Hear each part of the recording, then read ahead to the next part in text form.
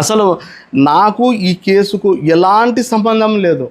నన్ను నిన్న రాత్రి 8 గంటలప్పుడు 8:15 శివాలయం సెంటర్లో మఫ్టీలో వచ్చి పోలీసు వాళ్ళు కారు ప్రైవేట్ వెహికల్ తీసుకొని వచ్చి ఆ వెహికల్ను టీవీఆర్ పెట్రోల్ బంక్ దగ్గర పోలీస్ వెహికల్ పెట్టుకొని అక్కడనే కొరపాటు రోడ్లో నుంచి నేరుగా పిలుచుకొని పోయి అక్కడ నిమ్మకాయలో సుధాకర్ రెడ్డి ఎస్టేట్ ఉంది కదా, దాంట్లో పెట్టేసినారు.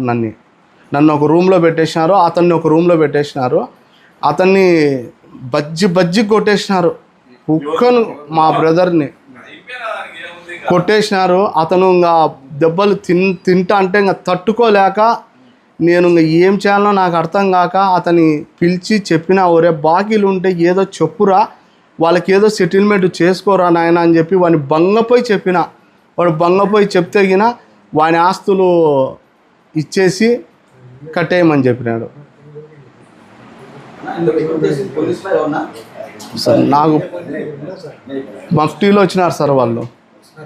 ఇప్పుడు మిమ్మల్ని ఏమని బెదిరించాను?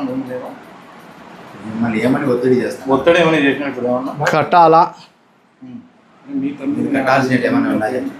ఏం సార్ నేను కట్టాల్సినవి ఏం లేవు సార్. ఆయన కట్టాల్సినవి ఏమున్నాయో ఆయన నిజం చెప్పడంలే. అడిగితే ఈయన జవాబు చెప్పాడు.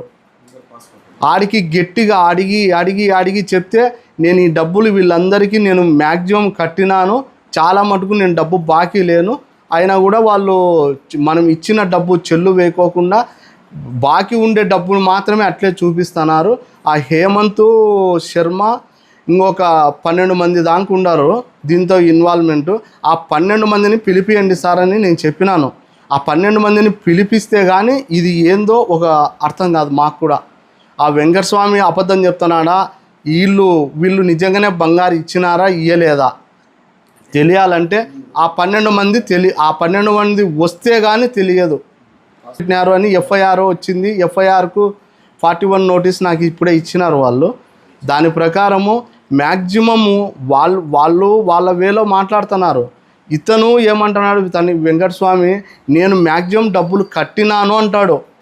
ఎక్కువ డబ్బులు కట్టినావా అంటే అది మతికి లేదు, నేను ఇంటి దగ్గర దానికి సంబంధించిన పేపర్లు ఉన్నాయి తీసుకొని వస్తా అని చెప్తున్నాడు. అతను వ్యక్తిగతంగా చేసుకునేటివే ఇవన్నీ. నేను తప్పును ఒప్పుకోను, తప్పును సమర్థించను. మీరు ఎవరినైనా అడగండి నా గురించి.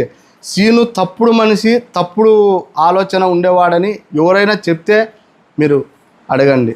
నేను అసలు తప్పు జరుగుతుందంటే అసలు ముందుగా అట్లాంటి పనులే పెట్టబోను కూడా, అట్లాంటి వద్దని చెప్పేస్తాను.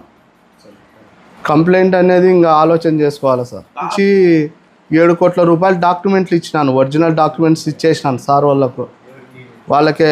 వసంత సార్ అని విజయవాడ నుంచి అడిషనల్ ఎస్పీ వచ్చి, ఆయన సిఐ సారు వచ్చి, ఆయన కూడా ఆయన పేరు వన్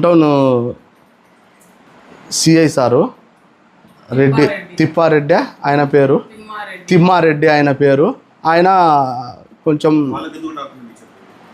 డాక్యుమెంట్ ఇస్తే కానీ మేము వెళ్ళాము, లేకుంటే ఇంకా చెప్పకూడని ఇంకా కొన్ని విషయాలు చెప్పుకోలేను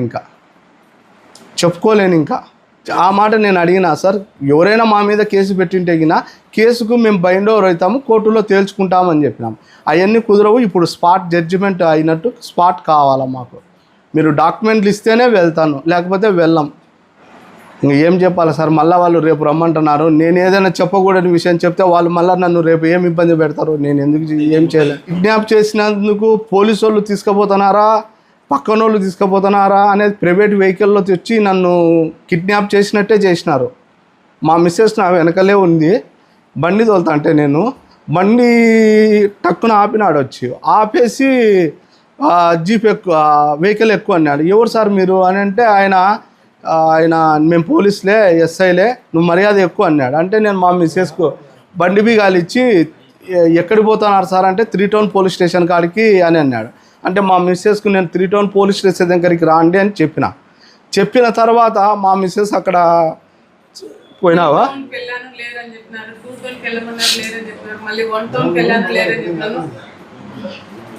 ఇంకా నా మీద చాలా చెప్పలేనంత ఇబ్బంది అన్నమాట. ఇంకా నేను నన్నైతే గిన ఒక్క కొట్టడం కానీ, ఏదైనా 1-2 తిట్టినారు కానీ, మా తమ్ముడిని మాత్రం భారీగా కొట్టినారు. అసలు ఆ కొట్టడం జీవితంలో నేను ఎక్కడ చూడలే, నాకు తెలియదు. మా తమ్ముని ఇచ్చాను, నాది ఒకటి ఇచ్చాను. మా నాన్న పేరుతో ఉండేది ఒకటి ఇచ్చినాను. ఇప్పుడే వచ్చేసారు సార్, మీ ముందరే తీసుకొని పోయినారు కదా. మా ఇంట్లోకి వచ్చి వాళ్ళు SI, CI sir, SI sir, SP, additional SP sir, Vasantha గారు సారు అంటే నాకు తెలియదు సార్. ఆయన చెప్తున్నాడు నేను అడిషనల్ ఎస్పీనని. అవునా కాదనేది కూడా నాకైతే తెలియదు. ఒకటి ఆచారి కాలనీలో ఉండేది ఇచ్చినాను, ఇంకొకటి మా వీధిలో ఉండేది ఒకటి ఇచ్చినాను, ఒకటి బైపాస్ రోడ్డు మీద ఉండేది ఒకటి ఇచ్చినాను, ఒకటి కొరపాటు రోడ్లో ఉండేది ఒకటి ఇచ్చినాను. భూమి అంతా 7 కోట్ల నుంచి 8 కోట్ల వరకు వాల్యూ అవుతాయి. అది 84 సెంట్లు ఉంది. మాకు దాంట్లో 30 పైసలు భాగం ఉంది. అది ముగ్గురిది భాగం ఉంది. డాక్యుమెంట్ ఒరిజినల్ నా దగ్గరే ఉంటే గిన, నా దగ్గర ఇంకా వేరే డాక్యుమెంట్స్ లేవు. అన్నదమ్ముల భాగ పరిష్కారాలలో కొదమటన్ని వాళ్ళందరూ తీసేసుకున్నారు. తీసుకున్న తర్వాత మా దగ్గర మిగలబడినవి మాత్రమే ఇంకా ఇచ్చేసినాను. ఇంకా నేను మా తమ్ముడు ఇప్పుడే స్టేషన్ ఆడ నిమ్మకాయల సుధాకర్ రెడ్డి ఫామ్ హౌస్లో నుంచి ఇప్పుడే తాడిపత్రికి పోయినాడు అని వాళ్ళు అన్నారు. అయితే నేనైతే చూడలేదు.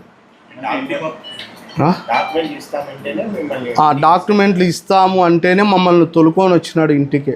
లేకపోతే గినా ఇంకా గండి కూడా పిలుచుకొని పోతాను నిన్ను మీ తమ్ముడిని ఇంకా అని ఇంకా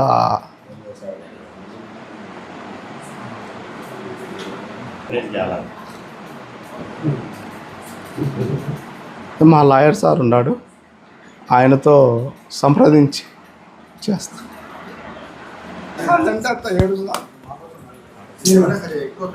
అక్కడి వరకు నేను చాలా కంట్రోల్ చేసుకొని ఏమన్నా చేయనీలే ఏమన్నా కొట్టనీలే అనుకున్నాను.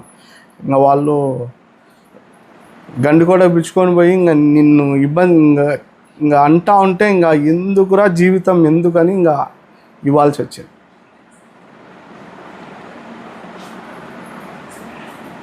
మీరే ఆలోచన చేసుకోవచ్చు. ఆ మాట నేను గండి కూడా పిలుచుకొని వెళ్తారని ఏ అధికారం? సార్